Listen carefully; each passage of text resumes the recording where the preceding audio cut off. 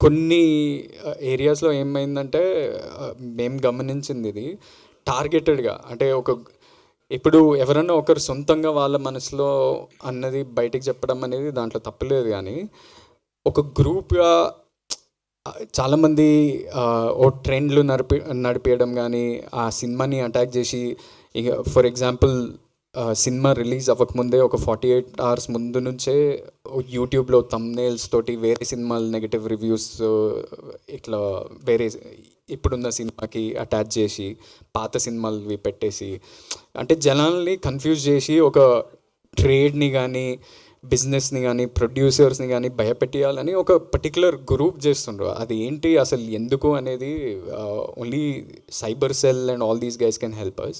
This is not about cinema చూసి మీరు నెగిటివ్గా మాట్లాడద్దు అనేది కాదు. అది మనకి that we have complete freedom of right to speak about